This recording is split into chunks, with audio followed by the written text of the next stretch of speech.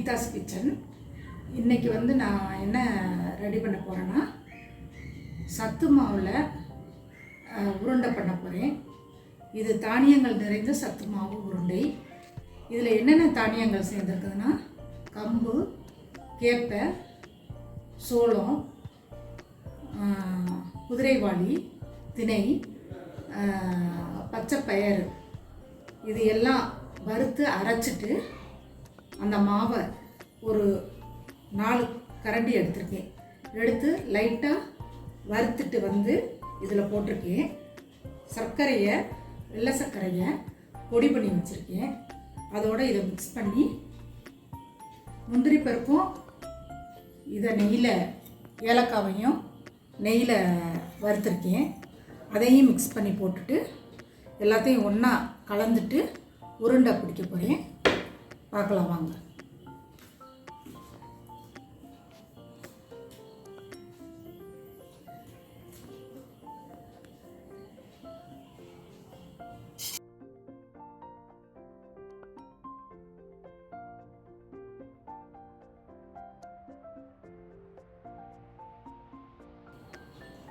நல்லா சூடாக இருக்கும்போதே பிடிச்சிடணும். கை பொறுக்கிற அளவுக்கு சூடு இருக்கும்போது நல்லா உருண்டையாக பிடிச்சிங்கன்னா நல்லா உருண்டையாக வந்துடும். இது இந்த சத்து தானியங்கள் குழந்தைகளுக்கு கொடுக்கறதுக்கு ரொம்ப நல்லது. ஸ்கூல் முடிந்து வரும் குழந்தைகளுக்கு இந்த சத்து உருண்டையில் ஒரு 2-3 சாப்பிட்டாங்கன்னா உடம்புக்கு மிகவும் நல்லது, ஆரோக்கியமானது.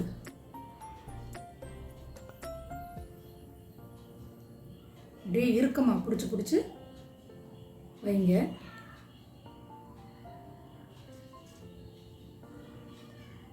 நமக்கு தேவையான அளவு எடுத்துக்கலாம். அதில் அப்பப்போ நெய்யை உருக்கி அதில் விட்டு கொஞ்சம் கொஞ்சமாக விட்டு தான் பிடிக்க முடியும். மொத்தமாக விட்டீங்கன்னா ஆறுச்சுன்னா பிடிக்க வராது, உதிரி ஆயிரும். அதனால் கொஞ்சம் கொஞ்சமாக முந்திரி பருப்பு, ஏலக்காய், உங்களுக்கு தேவைப்பட்டால் பாதாம், பிஸ்தா என்ன வேணாலும் போட்டுக்கலாம். ஆனால் குழந்தைகள் சாப்பிட்றதுக்கு எது இருக்குதோ அதுக்கு தகுந்த மாதிரி நீங்கள் இதை பிடிச்சிக்கிறீங்க.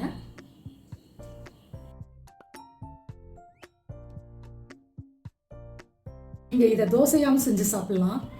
மாவு பதத்துக்கு கரைச்சி வச்சுட்டு 2 கரண்டி தோசை மாவு கலந்து சாப்பிட்டு நீங்கள் புதினா சட்னியும் தக்காளி சட்னியும் அதை தொட்டுக்க வச்சு சாப்பிட்டீங்கன்னா மிகவும் நல்லாயிருக்கும், டேஸ்ட்டாக இருக்கும். நான் அடுத்த இதில் போட்டு விடுறேன் உங்களுக்கு.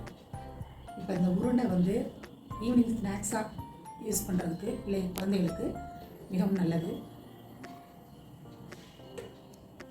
தனித்தனியாக ஏதாவது செஞ்சு கொடுத்தா பசங்க சாப்பிட மாட்டாங்க. இந்த மாதிரி எல்லா தானியங்களையும் ஒன்றா ஆக்கி நம்ம மிஷின்லேயும் அரைச்சி வச்சுக்கலாம், மிக்சிலையும் அரைச்சி வச்சுக்கலாம். வறுத்து அரைச்சேன்னா நல்லாயிருக்கும், அந்த பச்சை வடை இருக்காது. திரும்ப நான் மாவையும் லைட்டாக வறுத்துருக்கேன். லைட்டாக ஹீட் பண்ணால் போதும், உருண்டை பிடிக்கிறதுக்கும் ஈஸியாக இருக்கும். சர்க்கரையை பொடி பண்ணி வச்சுக்கிறேங்க. எல்லாத்தையும் ஒன்றா மிக்ஸ் பண்ணி நெய்யை விட்டு நெய்யை நல்லா சூடாக்கி முந்திரி, பாதாம், பிஸ்தா உங்களுக்கு எது வசதிக்கு ஏற்ற மாதிரி போட்டு ஏலக்காய் 2 சேர்த்து பிடிச்சி வச்சுட்டீங்கன்னா 1 வாரம் ஆனாலும் கிடாது, அப்படியே இருக்கும். நீங்கள் நல்லா சூடோடு பிடிக்கணும், தண்ணிலாம் சேர்க்கக்கூடாது.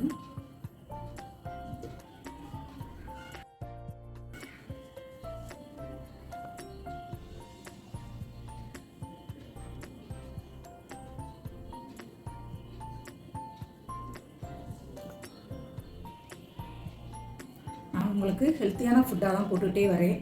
பார்த்துட்டு உங்களுடைய கமெண்ட்ஸை சொல்லுங்கள்.